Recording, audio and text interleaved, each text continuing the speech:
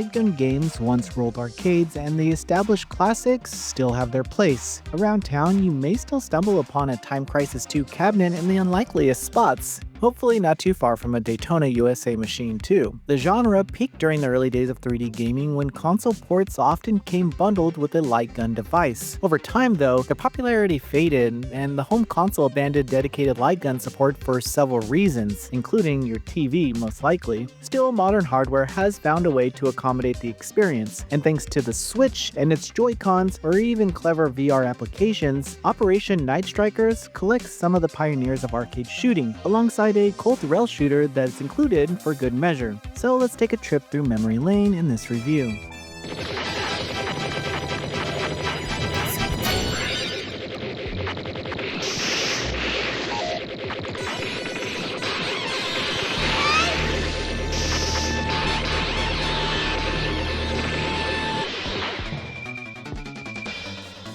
Operation Night Strikers features a lineup that includes Operation Wolf and its sequel, Operation Thunderbolt, packed alongside the sci-fi horror shooter Space Gun, and finally, Night Striker, an on-rails experience that feels like something Sega AM2 could have developed. These titles showcase just how far the arcade hardware pushed boundaries during the late 1980s, easily outpacing what home consoles could have managed at the time. Developer M2 is once again behind these ports, and as expected, they've done a stellar job. The games themselves are all responsive, sharp, and accurate, all crucial traits for shooters like these. On Switch and Switch 2, I found the Joy-Cons handled the work nicely, making for an ideal collection to enjoy with friends. I should also mention that the Switch 2's mouse functionality is also supported to aim, though waving the Joy-Con around feels far closer to the spirit of the originals. It may not fully replicate the sensation of gripping an arcade cabinet's plastic gun, but it gets you close enough to satisfy. Now, as far as control options and accessibility go, M2 delivers on every front. The disappointment comes not from M2's efforts, but from the overall package, which feels thin. While regional variations of each arcade release are included, bringing different cabinet versions and difficulty tweaks, the home console ports are locked behind paid DLC. For the asking price of the collection, that design does sting a little. Presentation is also a little bare bones here, with menus that are functional but lacking the kind of extras that fans have come to expect from retro compilations. There are no galleries, music players are archival material as well, but you get the games and they run well, and that's where it ends.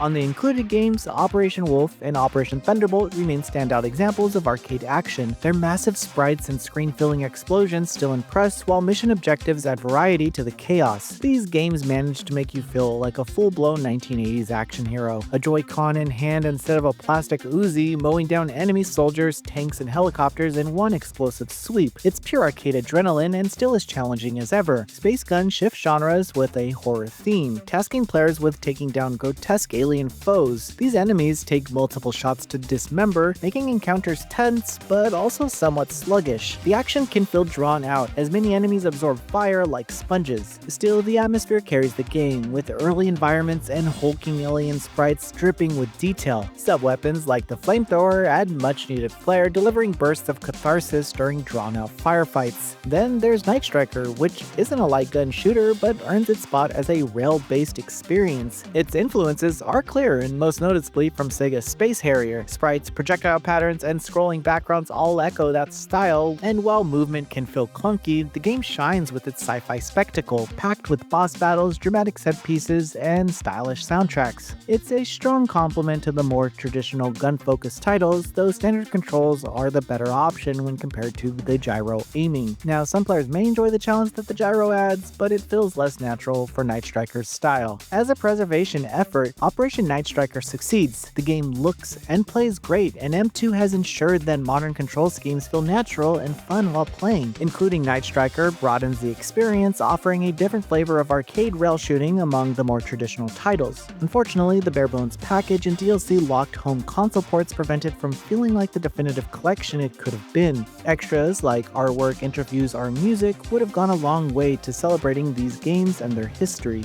Even with its shortcomings, Operation Night Strikers captures the essence of the arcade. The rush of clearing an enemy-filled screen, the tension of fighting oversized aliens, or flying through neon-drenched cityscapes still carries the thrill that made these games iconic in their time. For genre fans and newcomers curious about a piece of arcade history, it's a satisfying collection, even if the publisher left room for improvement. Noisy Pixel is giving Operation Night Strikers a 7.5 out of 10. Thanks for watching. This video is brought to you by our supporters on Patreon. Noisy Pixel is run by a group of gamers providing independent gaming coverage through news, reviews, previews, and more. Check out our Patreon to help support our continued growth, and subscribe to keep up with all our future content.